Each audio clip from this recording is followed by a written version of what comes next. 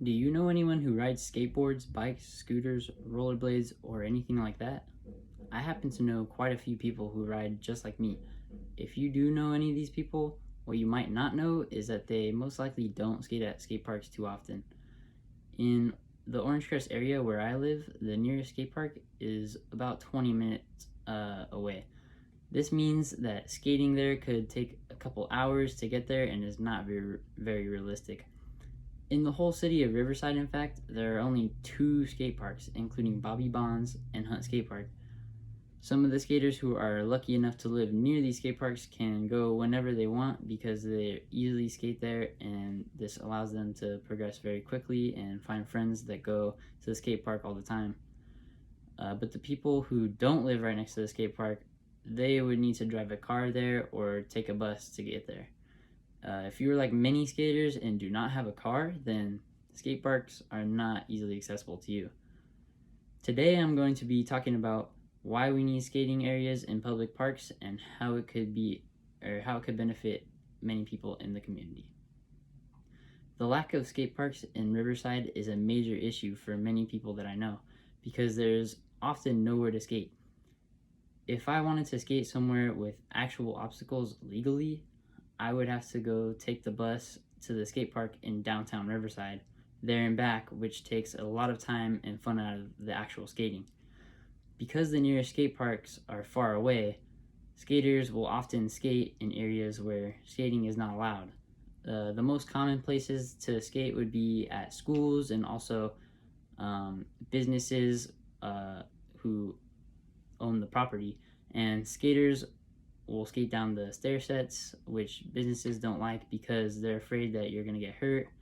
And also, they skate on rails and ledges, which businesses and schools, they don't like that because it could possibly damage the property in some cases.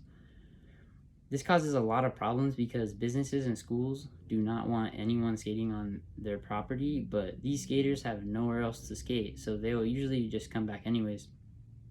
This is one of the reasons why skaters get a lot of hate from people who don't skate, because many skaters who constantly skate these illegal spots will have the cops called on them and possibly even be trespassed. No skater wants to have the cops yelling at them or kicking them out of spots because this brings down the whole mood and it'll bring a whole end to the skating session. The solution to these problems would be to have small skating areas incorporated in public parks. Using the Riverside budget, we could add a small, flat, concrete area with a few obstacles such as flat rails, ledges, ramps at existing parks that have a lot of empty space. With these few obstacles, skaters can practice or learn pretty much any tricks you can do at a skate park. Many of the parks that are in Riverside include playgrounds, basketball areas, softball/baseball fields, tennis courts, and most importantly, a lot of empty space.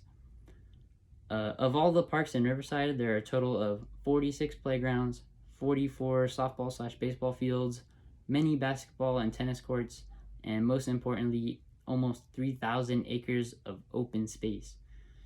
In the Riverside budget from 2022 to 2024, Riverside has around $70 million to use towards parks, libraries, and museums.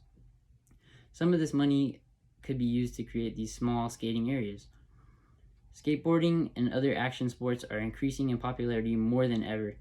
The skateboarding industry is at an all-time high in recent years, and skateboarding is now even an Olympic sport. This will bring more and more kids to want to start skateboarding, and they will need somewhere nice and safe to start practicing skating. Of the two skate parks in Riverside, both of them are very worn down and need major repairs. Also, both of these skate parks are in not so nice neighborhoods that are surrounded by homeless people, violence, and drugs, especially at Bobby Bonds Skate Park. This is another major issue because when kids want to start skateboarding, they will have their parents bring them to the skate park, and then when they get there and they see what their kids could be getting exposed to, they will be turned off to the whole idea, and some parents might not even let their kids skate at all. I think that kids should be able to skate freely and safely in our community. There are many nice parks in Riverside, but none of them have skate parks or even skating obstacles. In fact, many of the parks I see in Riverside have signs posted with a list of rules, and I always see no skateboarding somewhere on the list. When I see this, it makes me sort of mad because there are only 2 skate parks in all of Riverside, and the parks that are near my house try to stop you from skating on the flat ground available. That's the only flat ground available nearby. This would be actually okay if there was a designated area for skateboarding, but none of the parks in Orange Crest have any type of area that encourages skateboarding. There are pro skateboarders and BMX riders that come from Riverside, but many who actually become pro move elsewhere since there just aren't any good skate parks to skate around here. To put it into perspective, there are a total of 21 public skate parks in Los Angeles, 7 in Corona, over 12 in Anaheim, over 14 in San Diego, 3 in Moreno Valley, 5 in San Bernardino, and then many more in other neighboring cities. This is compared to Riverside's whopping 2 total skate parks, which are both very worn down and not ideal. The skating, BMX, and scootering communities in Riverside have tried in the past to get the city of Riverside to build a new skate park. Just a few months ago, actually, a group of skaters, BMX riders, and people supporting the idea of a new skate park came out to the Riverside City Council meeting, and they gave speeches about why we need a new skate park. But after all those efforts, we still have seen no action or even feedback from the city of Riverside.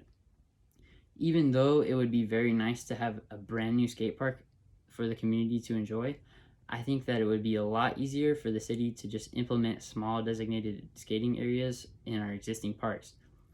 This would be a good compromise and a cheaper alternative that could definitely be put into the budget.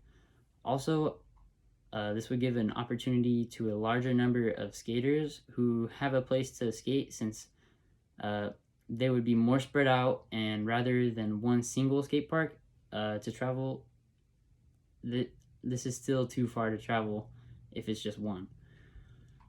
Overall, I think that Riverside needs to incorporate more public areas for our large community of athletes who ride skateboards, bikes, scooters, and rollerblades. In order to get something like this to happen, we would need to gather a large group of people in the community to speak on this, and we would also need to we would need some support from non-skaters who are also passionate about this proposal. With the recent increase of popularity of skateboarding and other action sports, it is about time for some new skate parks to be put in place to encourage the progression of young skaters in Riverside. Thank you.